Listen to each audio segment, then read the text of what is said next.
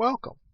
In this video, we're going to be going over joining, specifically what joining is, the different types of joins, some basic queries using joins. We'll then go over how to do multiple joins, as well as how to use the having clause, which is used with joins. So what is joining? Well, joining is the process that allows data from multiple tables to be used. So far, we've only been running our queries on one table, but most of the time you're actually going to need to use two or even more. The four types of joins are inner, left, right, and full. An inner join, often just called a join, returns records that have matching values in both tables. It's the most common type of join and the one you're most likely to see.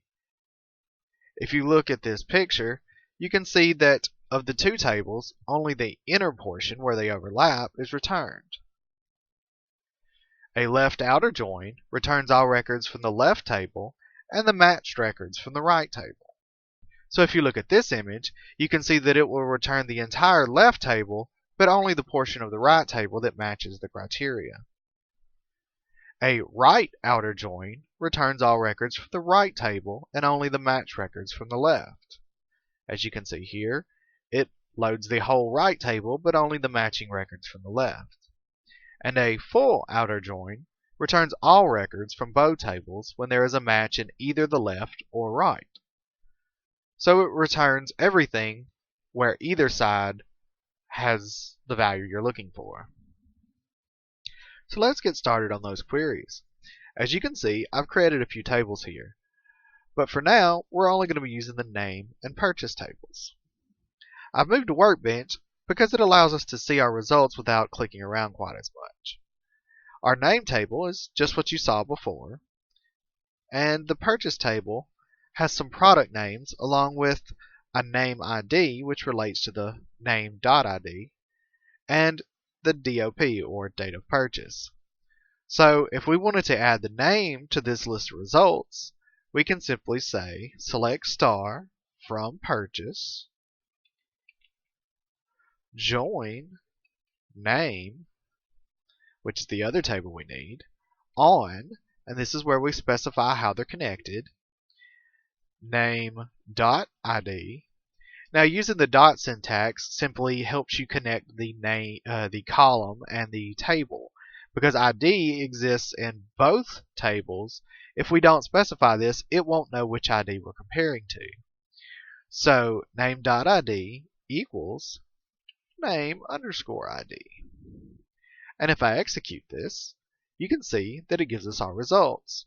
Notice that even though there's 15 names and even more purchases, we've only gotten the results where the name ID equals the name.id. That's what makes this an inner join. To make this a left join, we use the same syntax, but we change join to left join. When we execute this, you can see we've now added the row for peas. That's because there was a purchase for peas, but no name ID was recorded. So now we have all of the products, but we have null for the name because we couldn't match that record. To make this a right one, we change left to right.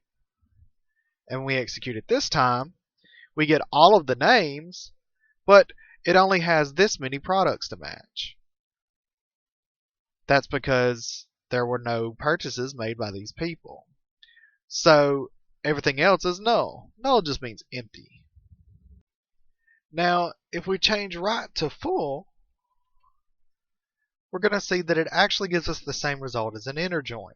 That's because it's defaulting to an inner join because MySQL doesn't support the syntax for full joins.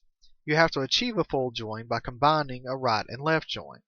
However, that requires a few things we haven't covered yet, so we'll have to push it off until later.